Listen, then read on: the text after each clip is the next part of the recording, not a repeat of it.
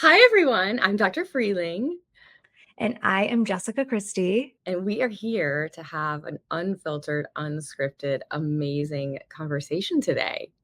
I love that. It's like the craving for unfiltered in this industry in general is just so needed. People are going to love this. Yeah.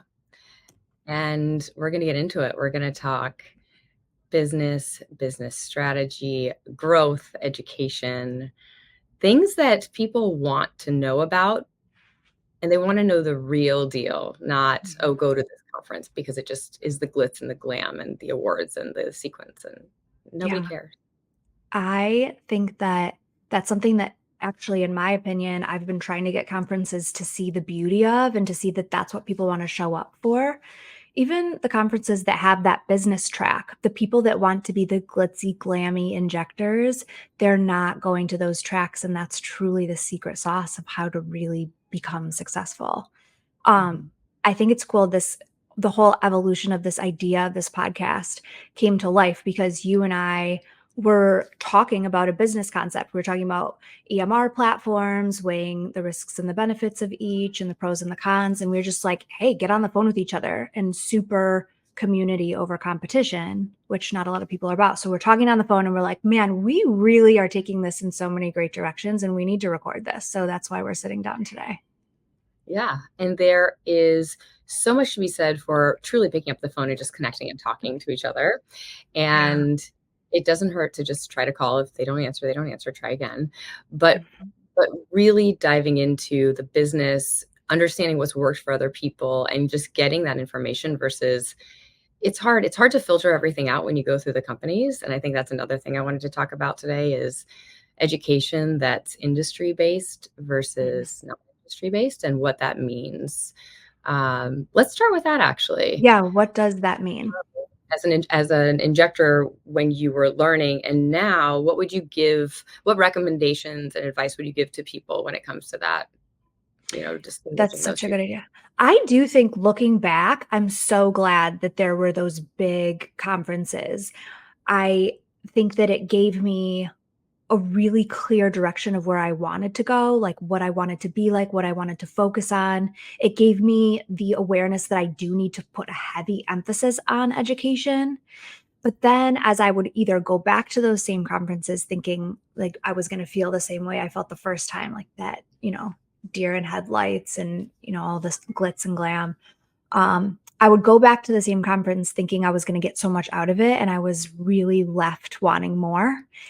And then as I got more and more experienced and kept going to these circles, I thought, as I watched people on stage talk about things that I had such a differing opinion from, I thought, oh my gosh, all these newbies that are where I was are taking this for Bible and thinking that like this is how everyone should be doing things. And that was really alarming to me. And I was thinking, okay, who puts these people on platform? Do I want to be that person on the stage? Like, do I want to be in this kind of rat race? And really, that's what it's become. Now I feel like I reserve myself from those platforms. I actually try not to even really speak at them because I think that my education has become so much more personal. Like I've taken a training with you before when I wanted to learn ultrasound that stumbled into like us, me. It didn't work out for me to be faculty for you at the time, but we can even talk about that. Like we build our community and we build our education off of maybe some higher ticket education opportunities that are a little bit more niche, and you choose who you align with to be able to gain your experience.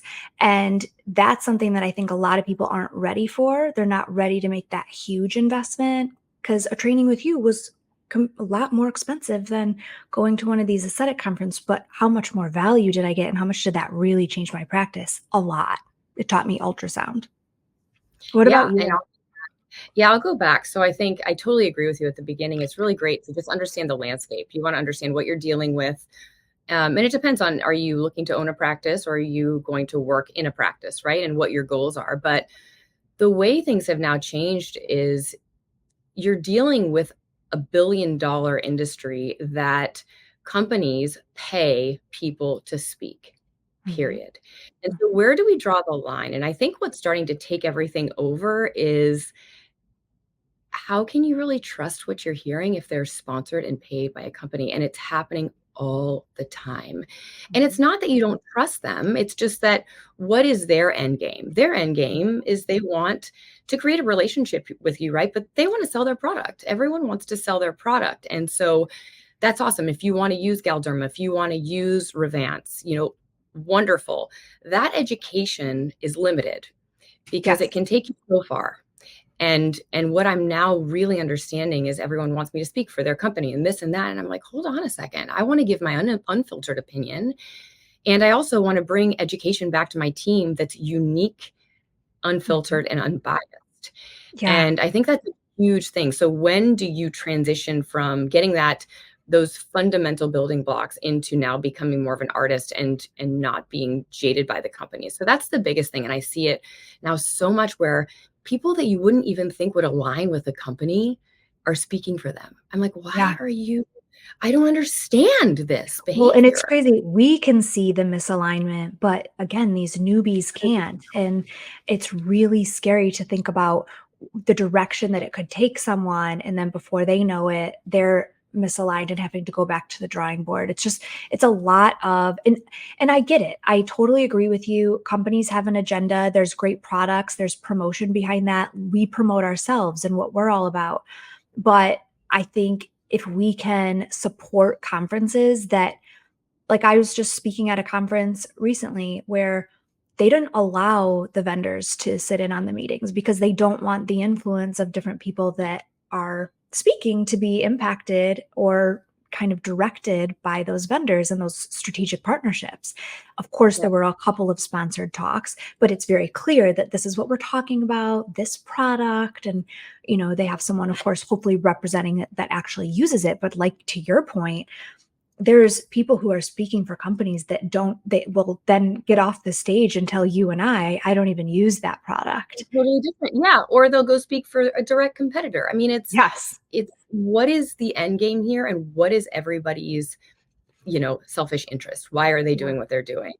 Um, and I think it's also interesting because there's CME accredited courses, and there are non-CME accredited courses. And obviously CME has to be non-biased. You can't use brand names. And that's really great because they want Mhm. you to continue your education Yeah. that's unbiased.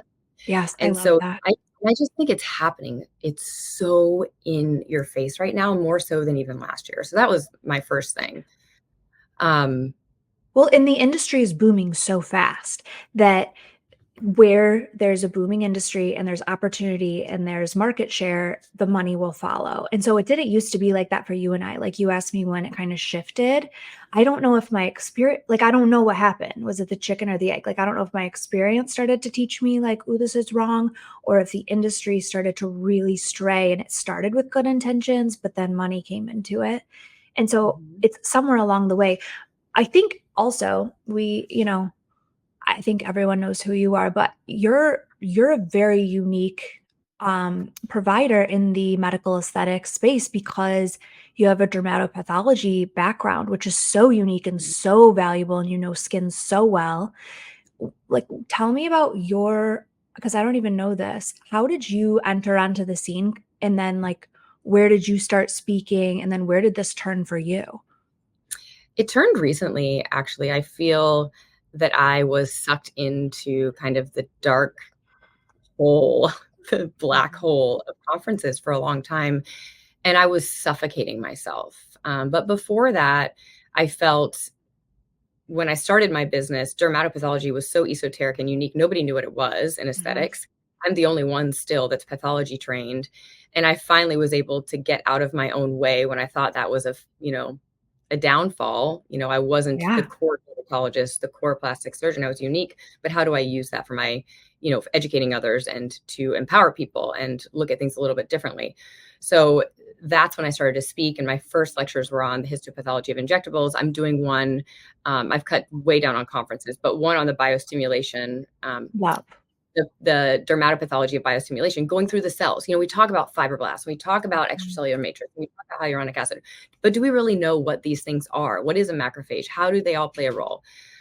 So getting down into the details of at a cellular level, and that's how I started to speak. But then it became diluted, and I was speaking for people that I don't think cared about me. And then I'm not a kiss ass, and I'm not going to just suck up to these companies just to get on stage to speak and make $1,000 in 15 minutes. I don't care. And I started seeing how other people were being asked to speak on certain things. And I was like, it's just not the way I want to be portrayed. And everybody's different and has different goals. But then there was a huge turning point for me. And the huge turning point was a couple of years ago when I looked into, it's a little bit of a side note, into Oh, I love selling. it. And it was too soon. I haven't sold my business yet. But at that point, I thought that me and my Instagram and me speaking on stage as a key opinion leader gave my business its value. And how wrong was I? And They looked I at think so many people think that. Like, they're like, if me I'm too. famous, they're gonna wanna buy my business. They They don't give do. they're I'm like, a "Please." well, I speak all over the place. You're gonna give me da da da da. And they're like, no, it's about the numbers. It's a Mhm, business. mhm. And this huge light bulb went off in my head, and I was like, what am I doing? I love to speak. I love to educate, but I need to spend time in my practice because I know what my end game is. And maybe not that's not the same for everyone else. But I Mhm, realized not only am I traveling a lot, I'm losing my time with my people. I'm not giving them the attention they need. My practices aren't growing how they would. And I'm not gaining from this experience anyway, all of these traveling experiences, because it's the same people every single time doing mhm. the same thing. Yep. And it's wild.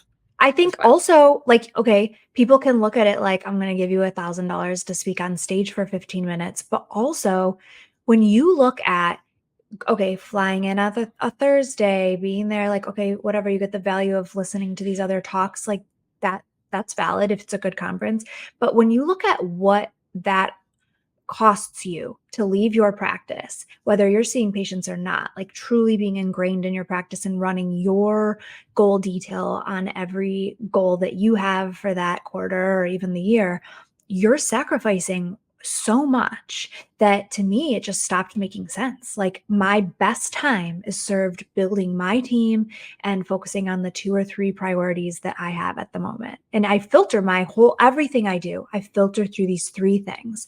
Mine are building really good leaders for my team and developing them, anything to do with regenerative medicine right now, and also training. And so if it doesn't fall into one of those buckets, for me, it's a no, like automatically. And I had to make that because it's exciting. It's like people want to they hear your name and they want you to speak for them, or they see that your social media following, or they see your expansion plans, or they like working with you, whatever it may be, and they want to attach, their trailer to your train. I think that it's hard to say no, but once you do, isn't it contagious? It's so contagious. And you're the first person who said no to me. And I was like, whoa, Okay, my let's face. talk about that. But it was so amazing that you, number one, felt comfortable saying that to me as a friend, Mhm, and the way you said it to me, and I was like, that's just really respectable. I love that she did that as much as I'm gonna miss her, mhm, but you took control of the situation. mhm. Don't let And the situation And it control you. doesn't have to be a negative thing. Like, it was like, wow, this is going to be a really big stretch for me. I'm missing out on something. I was missing out on something that I had to be at for my family. And I was like, you know what? As a female entrepreneur, her team is bigger and stronger than me. I'm sure that, first of all, I'm missing out on an amazing experience because you have such a cool thing going. For anyone who doesn't know, FACEit is an amazing educational platform in so many ways, but this was the first time really that you were incorporating ultrasound and a cadaver with like live injections and all of those sorts of things and complication management. And ultrasound is a huge way of our future. If people don't have an ultrasound and they have a comprehensive practice, it's really a skill that I encourage people to bring on. It's an investment, but it's amazing. But Mhm. huge side note. But yeah, I felt like, yeah, it was so hard for me to say no. And I was, you always worry, like, is someone not going to like me or whatever? But it's all about how you handle situations. And and you're allowed to say no. And as long as you're doing it in a way that is respectful to another entrepreneur. Yeah. And someone could say, well, you're sitting here bashing conferences, but you have your own, right? Mm-hmm. And I think that's why I created my own, is because there are no egos. There's no fashion show. Mm-hmm. There's only education. And the vendors there are vendors that I work with personally, that I believe in, Mm-hmm. and that I can speak for myself. Yeah. And it is very intimate, very small group setting. And you should leave there and feel comfortable and confident immediately integrating ultrasound, and also having the tools to do that, versus floundering around, having education that you're not sure if it's biased or not. You don't really know where to go, but it doesn't mean that they both can't exist. It's just a different type of person is seeking out these two types of education. Mm-hmm. And that brought me to now creating an educational platform that we're developing, where it's all in-house training and it's Mm-hmm. not with the companies. Mm-hmm. So we're developing PowerPoints on, Easy Gel and PRF and, biostimulators and all of this that we do in-house. So we know that our GFACE MD injectors and non-clinical people are reproducible, scalable, manageable. All of our training is able to be tracked, Mm-hmm. and we don't base it on a company. And so I Yeah. think that's the kind of the overarching theme. Yeah, because we're very creative by nature, and you're going to put your own stamp of approval on a technique mixed with great technology. And I think that, I really need to find another really good franchise model than McDonald's, but Ray Kroc, like, love McDonald's or hate it. I personally don't like it and I don't eat it, but I think that that brand is wild because anywhere you go, whether you're in Paris or you're right down the road from me in Michigan or down the road from you somewhere on the East Coast, I could never keep track of where you are, because you're bopping all over and going to expand even more.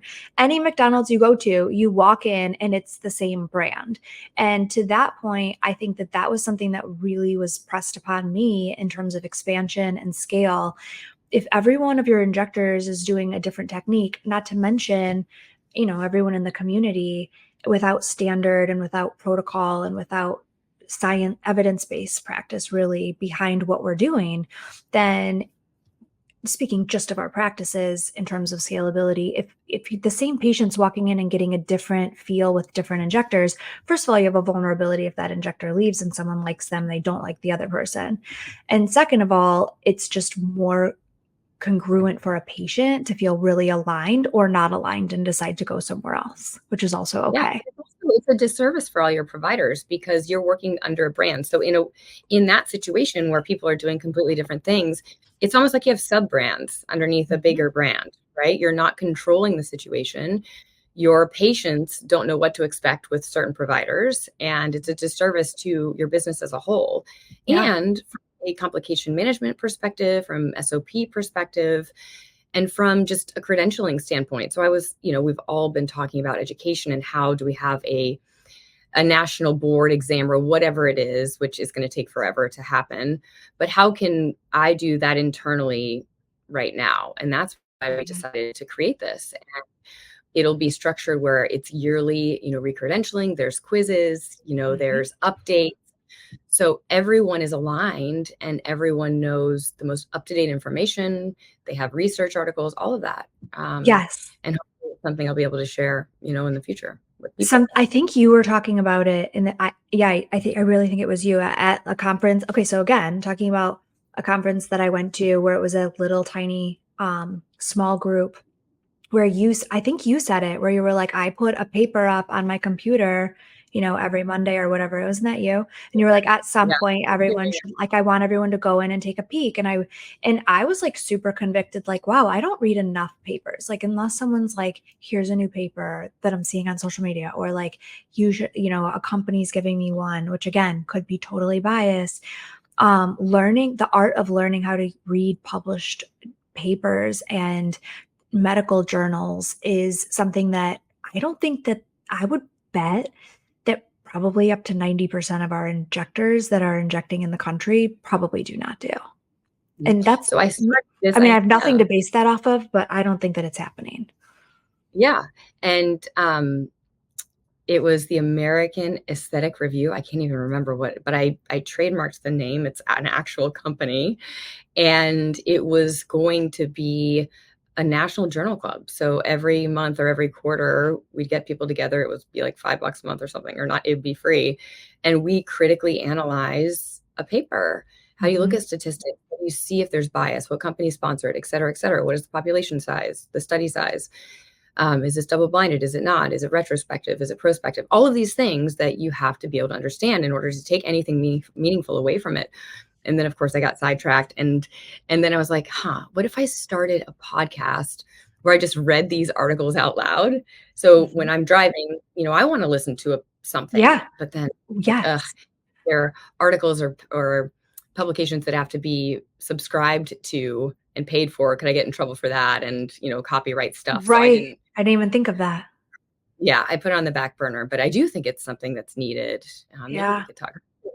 I know. Actually, yes. And I think that there's a huge need for that because that's what people want. They want the digestible ease of not having, first of all, how do you know what to look for? How would you even look for relevant aesthetic journals? And then how do you read them and know whether or not they're super biased? Like people don't, or and then like even just quickly taking a glance, like, is this something that is applicable to what I'm trying to learn and extrapolate from this? Yeah, I think it's Okay, really. so we touched on like the scaling part and I think that we are two really good examples of how you can never look at the injector in the next town and see what success looks like to them and then compare yourself to that and say whether or not you're failing or succeeding, right? Like tell me more about where you've like how you started with your practice and then where you are and where you're going. Oh boy. Uh, I'm an unreasonable human. I think you You read the are. book I talk about, and I'm an unreasonable human. I know this now because I just took 3 personality tests. Myers-Briggs was one of them, but there's a couple other emotional intelligence ones. I can send them to you, and I can tell people in the comments about this. But I learned a lot about myself, and I also clarified a bunch of things that I'm completely unreasonable, but I'm also extraordinarily optimistic. So those Mhm. 2 things together can create problems, but there are no limits to things that I think about, right? I think very big, but I also think in the short term of how can I get certain things done with a bigger goal in mind. Mhm. And I would say that the practice changed significantly in the past couple of years, even more significantly in the past year, with growth of injectors. That there's a several different ways to bring injectors on, but I've realized bringing them on in smaller groups helps create camaraderie. Mhm. It's easier for the business because you're training multiple people at one time versus scattering that. And so we brought in 5 injectors last year, and now we've transitioned into growing the administrative side and truly splitting the clinical and administrative or non-clinical side, splitting them with tasks, but working together has been the most explosive thing I've ever seen. Good. And organizing the education and how the onboarding happens, I realized that my injectors weren't learning and offering treatments because I was the rate limiting step because I didn't have time to train them. Mhm. And when I realized Wow. that, okay, this is the problem. Why is nobody doing Easy Gel? Why is nobody doing Kybella? Well, they they didn't feel comfortable because they had no confidence because I really hadn't organized a training. So things like that have changed recently, but I mean, I started by myself. I started as I was working at 3 different labs. I've talked about this on multiple podcasts, and really just I think my transition of being a physician, which is very not business oriented, right? We're not taught business, to then going into business owner, to now transitioning to leader has been monumental for Yeah. me. Um, and just the mindset, the delegation, hiring people that are better than you, um, Well, okay, but did this, because I think you and I share the fact that we're visionary leaders, but did this come easy to you? Or was it something like, was there a moment where you were like fighting it and you're like, oh, this makes so much more sense. And I have a passion for the business side because it gets me to these goals of like where you're going? So I fought it until I actually physically, emotionally, and mentally couldn't do it, and I had to give it up. That's what it required for me, Hmm. because I did want control the whole way. But when I had my third baby, I went through a ton of hormonal changes. I was switching over to this new platform called Rippling to do HR and onboarding and contracts and payroll. And Kaylee, my now director of operations, was remote at the time. She was still in college, but running the whole company from there. I actually could not do it. I didn't have the bandwidth. I was exhausted. I was trying to work without taking maternity leave, which doesn't exist for us, right? And I actually couldn't even open the window on my computer, and it could have been postpartum depression. Who knows what it was? I couldn't physically do it. Yeah. And and I had to relinquish control, and she took it over. And at that point, I realized, number one, she's going to run my companies very, very soon in person, like absolutely incredible person. And I realized I was standing in the way of so many other things that were not only making me crazy, but prohibiting growth of the company. And Yeah. now, I trust them more than I trust myself. I don't Yeah. know what I'm doing a lot of time. And No, not that that's a great way to do it either, but yeah.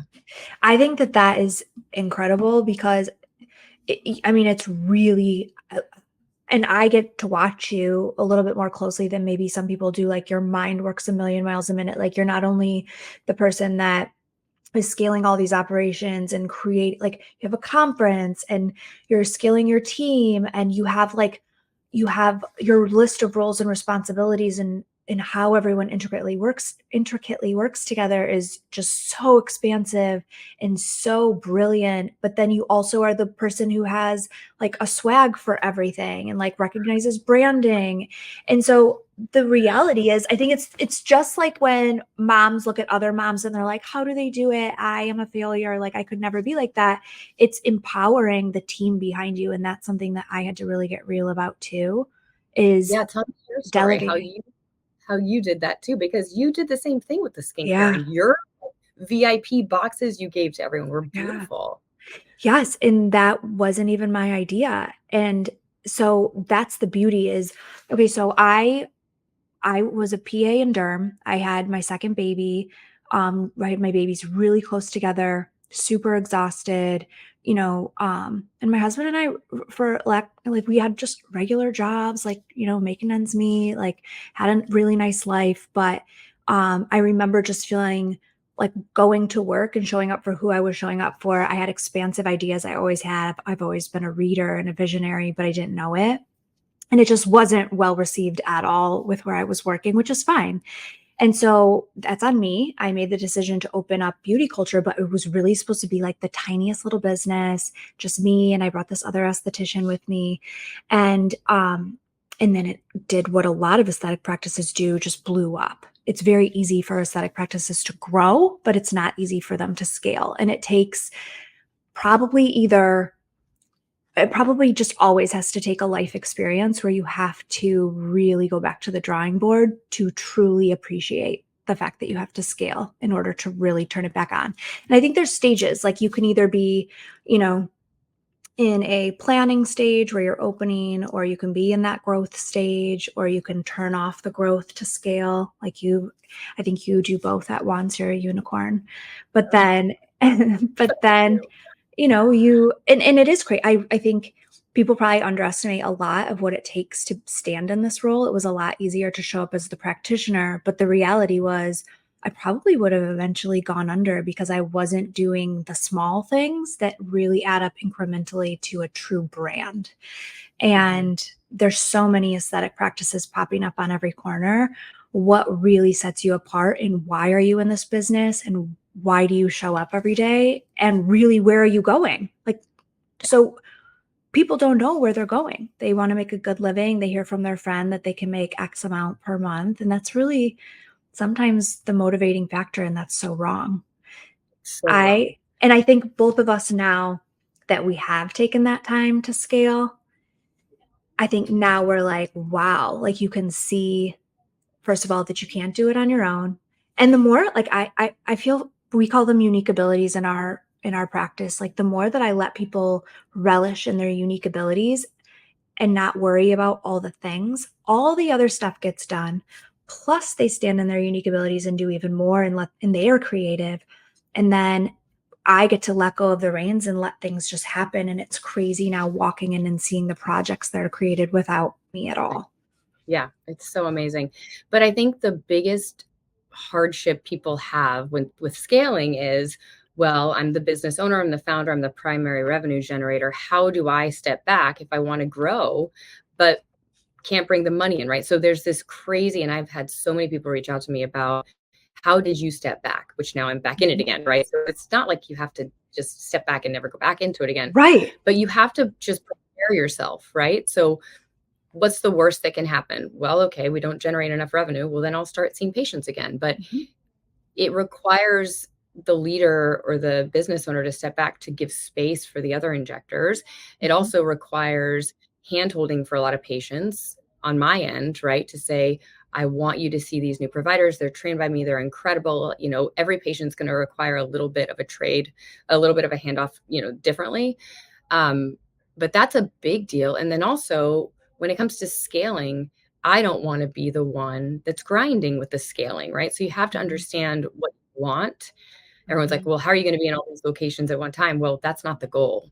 The Right. goal is not for me to be in those locations. I have my team that we will continue to expand that will be there. But Yeah. it's really hard. There's no textbook for it, but I do truly believe, you know, it starts with us as the business owner, but it then is run by the team. I How do you mean, get there? you're writing the textbook and the playbook, and I certainly hope that you're going to have some sort of like business roundtable as well, formal, because that's the magic piece that people are missing in order to like onboard 50 team members at once. You know, when Yeah. you're talking about Exactly. And expansion plans like you, how yeah. many And we offices do you have now?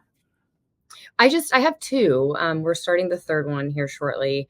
But I've done a bunch of pop-ups. Right now we have the skincare in the Hamptons, which each one has taught me something different. And the third location is now teaching me to go back and re-look at my financials. So that's a huge thing that scaling provides, is all of your fine-tuning everything. That's why we started talking, because I want to change over my medical record system. When you start with a medical record system, you're either paying monthly or you're paying per user. And my mind was still on, okay, it was the fee per user that was 4 years ago. And I don't really have that many It was users, no big right? deal. Yeah.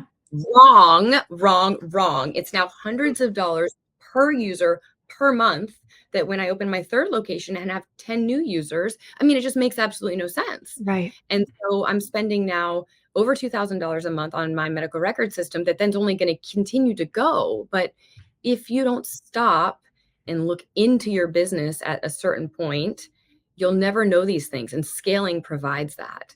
So it was that. And, you know, your bookkeepers, accountants, they're instrumental in all of this as well, and having a really good team of that.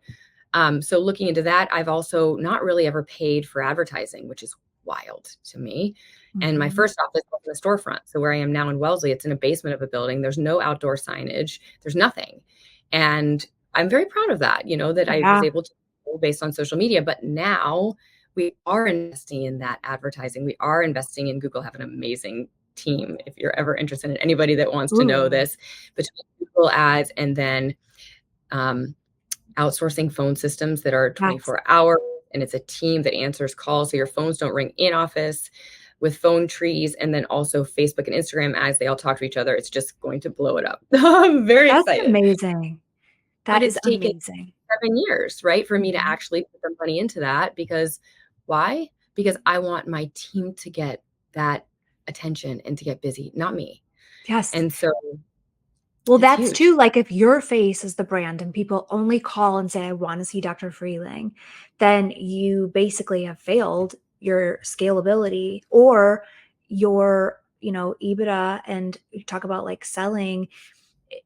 It depends on, again, what success looks like, but you're basically not, you know, whether you want to be a legacy or you want to sell to, you know, a strategic buyer, a financial buyer, you want to get venture capital, like whatever you want to do. It doesn't matter what someone's individual goals are. If you can create a brand, then that business will exist without us, which is actually a beautiful thing because it allows you to do more of the things that you love with the people that you love, and it gives you true freedom of time and relationships and purpose and money so that you And can it prevents continue to expand. burnout. Yeah, Yeah. I mean, burnout is huge. I mean, I felt it more than ever January and February, my team knows. I mean, even newer team members that didn't really know who I was, on a personal level. I mean, I was barely functioning, and you don't have a Mhm. choice. I mean, you have to Yeah. show up to be here, you have to run the business, and it's really, really hard. So you have to catch yourself before it happens. And I know there Yes. are people, Julie Bass Kaplan is one who talks a lot about her burnout in her early 40s. Mhm. And you really want to try to prevent that. So, Mhm. And um, see the warning. What do you think the warning signs are of oh, burnout? hating my job. I mean, my Yeah. job, this is my business. Like, I hated it. I didn't want to be here. I couldn't focus. I couldn't make decisions. So decision making fatigue is another huge thing Mhm. that as you scale, um, you should be making fewer larger decisions versus the smaller ones, because those smaller decisions are being made by your amazing team. Yeah. And they come to you maybe for reinforcement or for questions or whatnot. But I was still feeling in the weeds with decisions. And because my mind was foggy, I couldn't make those. So I felt like I was floundering. Mhm. Um, and I kept telling myself, I just need to get to June, because Kaylee, my director of ops, was going to be here in person in June, and she was going to Oh, so help this me is recent. She's finally here because I've heard her name. Like she sounds magical and for years. Yeah. amazing. And I that have a secret is, sauce. I have my amazing team watching me over here, but I have a secret sauce when it comes to recruiting. Do you want to know what it is? yes. Oh my God, who doesn't? It's called babysitters, Oh my and gosh. I'm not even kidding. So Kaylee came into my home 4 years ago as a babysitter, and I knew she was brilliant right away. And I said, "Do you want to start working in my company, social media, whatever it may be?" And she has just accelerated. Not everyone has the same Mhm. trajectory, but she just started taking on more and more responsibility, running payroll from Barcelona when she was studying abroad, and the rest is history, right? But every babysitter, they're laughing, every babysitter that comes in that is interested in an internship. So now we've developed a whole structure for an internship program. Anybody who's interested in some piece of whatever it is we're creating, soy or skin or whatnot, I interview them. And I Yeah. interview them because one of my purposes in life is to create. And through all of this like mind work, creating people, creating opportunities, creating passion within people that they didn't know they had, like what Mhm. you felt you found in yourself. Yeah. But babies, man, there's a That's so smart. I really need to, I would write it down, but I realize I can just listen to it. The creating an internship program, yeah, because that's beautiful to be able to offer something. Like, think about when you come home from college in the summer, or you're in high school or whatever, probably like coming home from college, and to find a dream job of like working at a place that, we've created these amazing environments with awesome supportive women. I think that would be a dream. I would have loved to do that versus some of the things that I did. But yeah, and then capturing them from loving on your children and being able, if you can tolerate our children, I then know. you can handle a lot. That's, Yeah, you sign up for that, you probably would, this would be a breeze.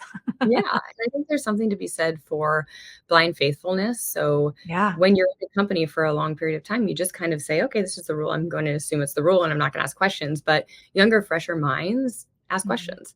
So you Yeah. can actually learn a lot from them as well. So that's been And really don't cool. you think it's like we just recently really, really honed in on our hiring process and like creating an SOP on how to hire and how to recruit. And it really creates, it minimizes the gray area for like, oh, would this person fit? Like, we're big on core values. We live, eat, breathe, die, like by them. And because they're who we all are at home too. And so we really make sure that it's ingrained in everything we do. It's clear expectation of who we are.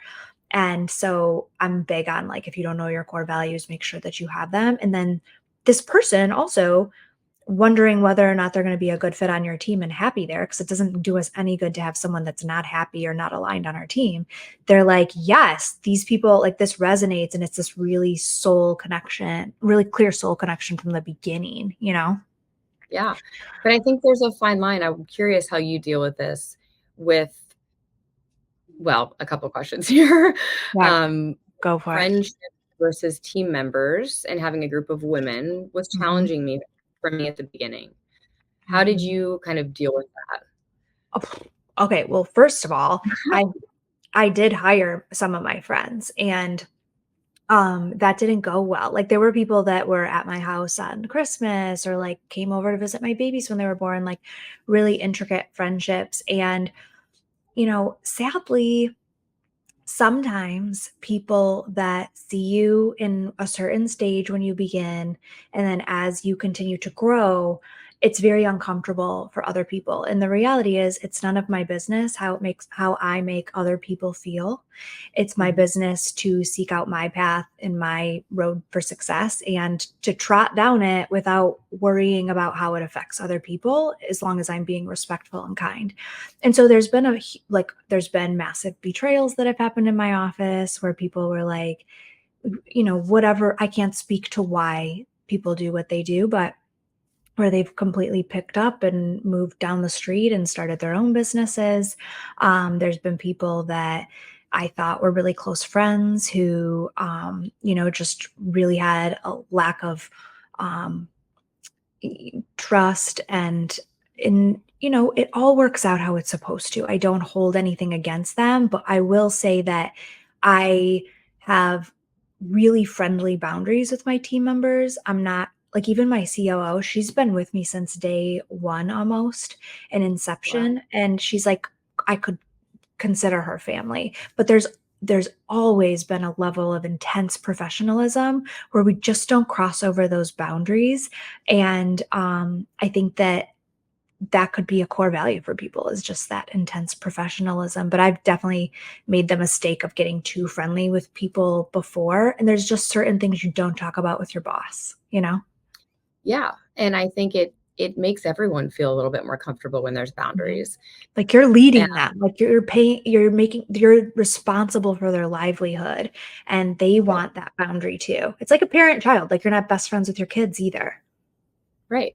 And I think at the beginning when I started to grow and had just 1 or 2 employees, you almost feel like, and I wonder if you felt this way, and this was, I don't know, 5, 6 years ago now. You're not a leader at that point. You're a business owner trying to survive. Yeah. And I was like, I have to make them so happy. I don't want them to Yes. leave. To make them Yes. happy, I have to give them everything they want. I Mhm. can't sacrifice anything. And geez Louise, is that wrong? Right? Yeah. For them too.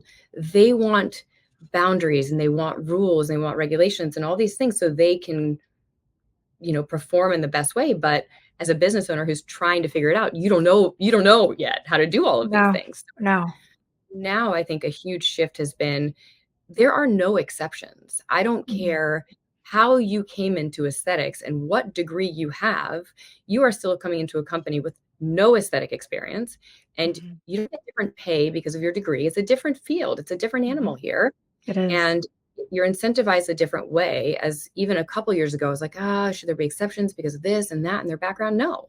This is Mhm. company policy, and this is what we do. Yep. And man, it not only made everyone feel, I mean, I'm speaking for everyone, but we talk to them with one-on-ones and everything. It's just this is how it is. There's no special treatment. Yes. The harder you work, the more money you would make, and that's Yep. how it's structured. I had And this happen to me, the clarity and the boundaries, even just taking like full-time and part-time, for example.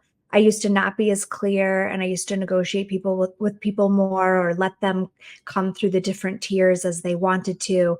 And it actually really bit me. For a good injector that I had, she was having like all these personal problems, kept needing to take more time off. And like, I felt alone, first of all, because I knew all of these personal problems. And then it it was almost an emotional thing for her going down and getting less money, and down in terms of the amount of work that she's doing, the amount of patients she's seeing, the amount of revenue that she's generating. We still have to pay all the overhead. And now that it's so clear that this is what you're getting for full-time, this is what you're getting for part-time, it's built in such a way that you can make as much money as you want, but you also have to show up and you're taking some of the onus on yourself. And that was Yeah. huge for me. And it's so wild because I'm like, in retrospect, it's so easy just to make this is full, this is part, but it's not But clear back then, no, I get it. You're like, oh how to. my gosh, no, let me work with you. And I was the same way. I was like, if I pay people the most and I give them the most freedom and I'm like so laissez-faire, like hands off, hey, how you doing? Here's a coffee. Got you guys Starbucks. It really blows up in your face because instead of, you really look like you're so desperate for people to like you versus Yeah, like really exactly. wanting to build something together and empowering people to be leaders within your team. Yeah, exactly. And now we have a base, and then we have, service-based, commission-based, um, incentives, and then we even have bonuses. So if you hit certain goals, then you're eligible for this bonus. And we have a whole calculation where it's all mathematical, and Mhm. you don't lie, right? And Mhm. so it's made everyone feel so great. It's transparency. People Yeah. love transparency, and when you're transparent about like, "Hey, this is the forecast. Here's some examples of what other people are doing. Like, this is the reality of what it can look like for you. Here's your expectations. Here's what I'm gonna do for you. This is my role as the leader. This is how I'm gonna empower you." I've worked for doctors too, that were like actually really jealous and like so they'd want you to go do the work, but then they didn't want you to be like the face or too big or people to ask for you. And so really our job, I always tell people like one of my biggest jobs as a visionary leader is how much I work on myself and my own personal development, how I detach from all the negative of the things that have happened. And it's like, all right, pick yourself up by your bootstraps. Like we're moving on. What did I learn from that? Just like what you're saying, like all the things you've learned from every Yeah. practice. It's all every single day is that opportunity for learning and to be a better visionary leader. And that's my Yeah. job. And I think obviously there's a purpose. We've learned more from our mistakes than our successes, right? And that's cliche, but it's true. But you can't just sit and bake in those things, right? You Yeah. understand, you process them, you let them roll off in whatever way. And I have things burned in my mind of when I found things out or when things happened Yeah. to me, where I was sitting and what I did. And I'm paralyzed for however many hours looking at the wall, like, okay, like this is happening for a reason. This is part of the story. Yes. And at the end of the day, also how we react as leaders is observed, Mhm. and how we do things is observed. And so when people leave, and your team is over here, like they're also like flustered a little bit, like, why are they Mhm. leaving? And I went through a phase where a lot of people were leaving and people would leave in groups because they were Mhm. friends. A part of me was like, what is my team going to think? Like, how is that going to Mhm. affect them? How am I going to look as a leader? Why do they leave? Is it my Mhm. fault? But then having that introspection and being open with your team members of, yeah, I'm a very different person now than I was then, and I'm going to be different now than I am in 5 years. But how can I just embrace my team now and take care of them and reinforce and reassure them that it's part of the story, Yeah. and we're here together. Um, I love but that. it is hard to grow, and they create relationships and people leave and come, but that's life. I mean, Yeah. It's yeah. so life. Like it and, I think like I probably would have left the kind of leader I was too if I were some of my team Oh my gosh, I members. say that all the time. I'm looking at Rachel. I'm like, how did it work for me? I know. And or like just things that you let like even not even you, like even things that you just allowed to go on within our practices. I'm so but also I don't regret that those people left because they weren't the right people either. I look at the people that stand around me like after the dust has settled from those things. Like I know exactly what you're talking about. Like when you're saying like I knew where I was sitting and I knew how I felt. I stared at the wall, like totally been there multiple times. But you're right. First of all, you do learn to lean into it and you learn to like you're like, okay, what am I going to learn from this? I'm excited about this. It's going to be okay. I've built a very sustainable brand. Like we're good. But, yeah, it's all like a really I remember I think it was Alex Hormozy, and he was talking about, like, if you had to, like, all the lessons that you've learned and what you've built, like if there was a price for all of that, like Oh, gee. would you pay the price of the experience? And like think about those exact experiences that you're talking about, like to relive those, to learn the lessons. Like I actually have chills because they were hard, they were painful, they were soul sucking, but the beauty is when you look at the people in your personal life and your professional life who are still there, like that's the rich stuff, you know? Yeah. And I may have a little bit of a sick mind here, but I actually really I now really crave and enjoy the hard times, like the low Mhm. times. Mhm. I wonder why, this month is lower than last year. Everything about this year has been completely unpredictable business-wise, but all wonderful. Mhm. And it's been unpredictable because we are going through growth and we're going through changes, and you have to be able to keep your knees bent and be able to do those things. Mhm.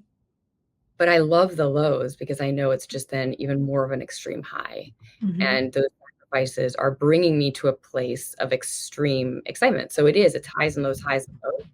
Um, so maybe that's why I'm sick. I'm stuck on It's the well, no, because it's the long game, you know, like when you think about yeah, the long game. Okay, well, what is what does the long game look like to you today, on this date in July July 2024? Like what is 1st. July Yeah, 1st. it's July 1st, which is wild to me. I actually was like laying awake stressing out that the summer is like over, but it's not.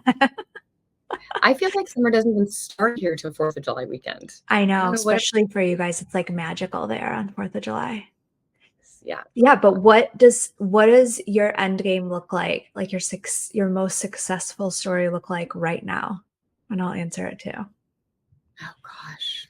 I mean, like at the end of the day, like At in at 20 the end years. of your what do you yeah, what do you I mean, gosh, it's hard to predict the end of your career because I feel like we'll always work. I'll never not work ever. I don't think ever. But No. in terms of like our medical aesthetic spaces and like the evolution of the greatest, highest place you could take GFace MD, like what does it look like to you? I mean, multi-locations. I have this number of 20 in my head, Mhm. and I know I can make it happen. It's just a matter Mhm. of It's how so quickly. inspiring. I mean, You can do it too. I know you're on your way. I'm I know trying to be like you. you are in every way. We are very, very, very similar. But yeah, just I think the other thing too is when you scale and have goals that are that large, you shouldn't feel so I've never asked for any financial help Mhm. until recently when you can't get past a certain point. And when you look at the big picture with financial assistance, when you look at what you want to scale to, that money is actually very small money. But Mhm. when you're in it, it's not because Mhm. it's like, how am I going to do this? Whatever. So you have to understand how to pivot there. Do you go private equity route or capital where that's a lot more expensive, or do you have a relationship with a private bank that you have to Mhm. jump through more hoops? But you also have to learn how to ask for tenant improvement and things like that when you're scaling, because I didn't Mhm. even know that kind of stuff. Mhm. 20 locations. I love the challenge of it. I really do. I do love it. My skincare, I think, long term is something that I haven't invested the time in recently because I'm building GFace MD. So that's something I really want to scale hugely, hopefully internationally. Mhm. Um, a lab to cultivate everything de novo, actually over in Paris. So that'll be. Oh, that would be amazing. And skincare is a Amazing. totally different company. I mean, it is It's more hard. money. It's a bigger return on investment, bigger net profit, but the money that has to go into it from an advertising perspective is millions of dollars to get someone. And the nurturing of the patient. I Yeah. think that, like, even just look at skincare reps versus injectable reps, like, they gotta be in there all the time, like, nurturing that relationship and, they turn their back for 1 second and somebody else they're buying something from, after you spent all this time really showing someone what's the best thing for their skin. It's a hard game. Like, it's Yeah. the best of the best, and I think that you have a huge leg up because of, hello, your background. It's amazing. Um, What about you? Tell me okay. yours. So I have in my vision that I want to scale to 3 locations total. But I want them to be in different states around the nation. So you and I have talked about that because I've had that same piece of advice. You recommended to me, because I'm in Michigan, to maybe just scale one to work out all the kinks a little bit closer. So that's definitely on my radar.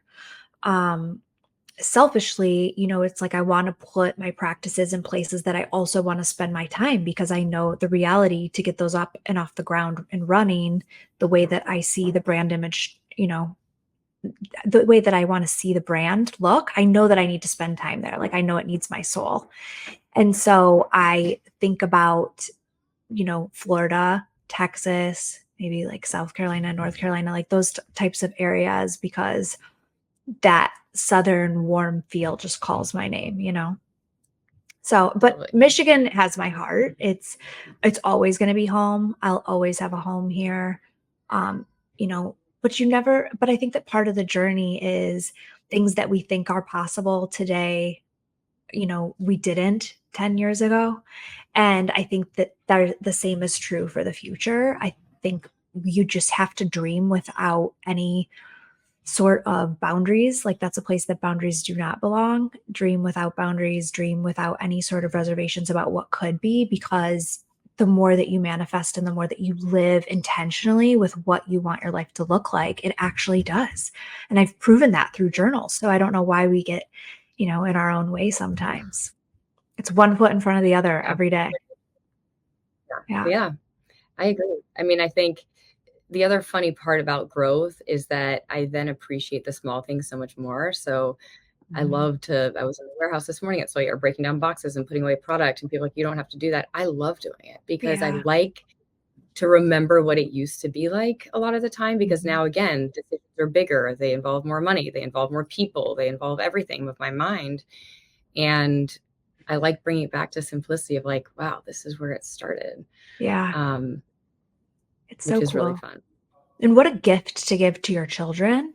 You have 3 little ones. I have 2. I think it's so amazing that our kids are growing up watching people chase their dreams. And that Mhm. to me is something else that just keeps me going as well. Yeah. And I so respected you when you did the whole homeschooling thing. And I was like, geez, Mhm. that's so brilliant, because not only is it amazing for them, the time you cram school into what, 3 hours a Mhm. day, 4 hours a day, Mhm. all the Oh, wasted not time. even. Yeah, they're so young. They don't even need it like as Yeah. much. But they're my kids are like asking us why we're taking cash to the bank, like why we're doing deposits, why they're packaging up e-commerce with us. Like if people get e-commerce packages, there's a high likelihood that my children helped with that. And, rolling the cartons into the post office. And some days they're like, I hate beauty culture, but you know what? That I that know this is like actually their punishment for not doing yeah. things at home. It's like, okay, you have to come work now. You got to fill samples. This is Yeah, what you but do. it's like, and sometimes we even say like, would you rather go to school all day? And they're like, no, but they get to play and dream. And I feel like it's really consistent. I like things in my life to be really consistent. And I think that it's really consistent to allow them also to dream throughout the day. And sometimes my son will spend 3 hours watching how to draw super action figures like from YouTube, like he's learning from the sky, which is something, a skill that I don't have, and will sit there and hold his attention, which was not being held in traditional school. So it's really so fun to watch them dream and to offer them opportunities. Like, I wonder what it would have been like for visionary leaders like us to just Oh my be gosh, able to wild. wonder all day, like, what are my unique abilities? Yeah, I love that. Okay, I have another question. I don't even know how long we've been on here, It but says an hour and 2 minutes, which it seems like crazy. 10 minutes. Okay, Yeah, I well, know. fine. We'll Other question wind I have down. The Okay. other question I have for you, because I know you love to read and you are always posting all these amazing books. You had one on peptide therapy that you posted recently. And I was like, oh, I want to read that. Yeah, I But tell just me put what them you're, away because, as you can see, my books are color coded, and I was yeah, I just noticed. It's really beautiful. I was just putting them away. So I'm happy to send you any of them. Yes. Reading is so great. And I think it's obviously hard to sit down and read a book because I start thinking about everything else I need to be doing. But, if you can just read 1 or 2 pages a day, it's more than I agree. nothing. I agree. So right now, all my books that I'm focused on are really wellness based because I'm building that business. And, It's really interesting, actually. It's a concept that you and I didn't touch on today. When you are the visionary and in the moments that you are stepping back from patient care, how do you stay relevant and know that you could step in and do any of the things that you're asking someone else to do? Like, is there a certain point where you no longer can do all of the things? And Yeah. so, like, you and I can both still inject really well and do a lot of the aesthetic services really well, but hiring someone to take over that sector of my business, or of a brand new business, I should say, we built it from the ground up. Um, that was a vulnerable position to step back into. And that's up to me to soothe those vulnerabilities, whether it's cross training people, hiring more functional providers, being able to do certain services. So, the majority of my books right now are wellness based, which is a huge passion of mine. And I would say, like, another great book that I read recently was Traction. I'm sure you're so familiar with. It's like an encyclopedia. I mean, it's amazing, but it's not Literally. just a read that you I mean, this Yeah. is a multiple like, I have to listen to it and read it and then go back and Yes. read it again. It's Yes. boy. And sometimes, and you know what else I do? I don't know if you're the same. I don't make I the perfectionist in me, which I know you also are, feels like used to feel like I had to read a book from the front to the back. And No, you now just I feel like I pick it up, I read what serves me. If I feel intuitively like I've gotten what I need to, I just put it on my shelf or give it to someone. And I usually have written all over it. So that's not maybe the nicest thing, but this is the book sitting on my Oh, I thing right love now. it. The Book of Boundaries. A friend of mine told me about this when I was going through, like, one of my first hard times, and having boundaries is, like, thing number 1, right? Yeah. What are you reading right now? Wait, I have to tell you something about that really quick. Right now, what am I reading? Probably 5 different books that I I'd know. really just oh my gosh. It's the one on Oprah that I started reading, Create the Life You Want, or something like that. I forget Yeah. the actual title, but it's good. Um, but about boundaries. So I had an interesting one of the reasons why I didn't go to a recent conference was because in order to get my pay determined, how much I was going to get paid for an ad board, I had to send over my CV. Have you done that before? Yes, this recently also happened to me. Yeah. Rubbed me so many ways that were not right. And I was like, this is, How did it make I you don't know feel? what to think of it. In a way, I thought it made me feel good initially because I was like, okay, that's great. Like they want to see that I'm credentialed and they want to see that I am going to provide thoughtful information for this. However, then I was like, my degree so many years ago that wasn't in aesthetic medicine on this specific thing we're having an ad board on, it has no direct correlation to how much I should be paid. But then also, like, are you looking at my age, my sex, my what else are you looking at? Because I know for a fact that men are paid differently than women. Mhm. Mhm. And I was just confused and I was almost I was taken aback and insulted. Mhm. And at the end of the day, I was like, I'm not gonna participate in this. And I don't know what if my reaction was the correct reaction. I just know that I didn't like the way I felt initially. Mhm. Uh, because I didn't think it was transparent. I think that if you're going to spend 3 hours in an ad board with a bunch of people, those people that are chosen to do it should be chosen based on some certain criteria, and everyone should be paid the same, in my Yeah. opinion. I agree with you. And I also, like, look at it from when I was in the hospital system. These higher ups that know nothing about me are deciding what I'm worth when I show up based off of a piece of paper. And I just Yeah, think that we're so much more than that. And I don't know. I think, yeah, like you said, like, how should I feel that way? I think you did feel that way. So it says something. And I think it's really, like, that's an amazing boundary to step back and think that doesn't really feel good. And I don't know why, but I don't need to know why. I'm not doing that. yeah, not going to It's always a quote that I have. I'm not doing that. participate. Simple as that. Yeah, I'm not it doing is it's like my kids say it, I think. I think I must have gotten it from them, but it's so it. poignant and, like, just straight shooter. No So, frills. Yeah, love it. well, I loved this conversation that we got to have, and it was, like, double duty, like, I got to spend time with you, I got to see your face, like, Mhm. uninterrupted out this is what we need to do to have an uninterrupted hour conversation. No, schedule a I think we podcast. can ask people what else they want to hear if they enjoyed it, because I would love to do That's a another one. yeah. Yeah, that's Because actually this a was really good completely idea. unprepared for. I mean, talking like I woke up this morning and was so excited We for were this, but like, I have not "Should we" already. yeah, we were like, "Let's do it." We didn't even have a time until, like, what, 1 PM? Yeah, So but good. this is the best kind of conversation. Like, these are the things that happen behind closed doors of really amazing practices with successful women who really show up authentically, and people want transparency. Yeah, I love it. Well, Thank you. until next time, thank you I for doing this know. with me. Okay, bye. It was your idea. Both of our ideas.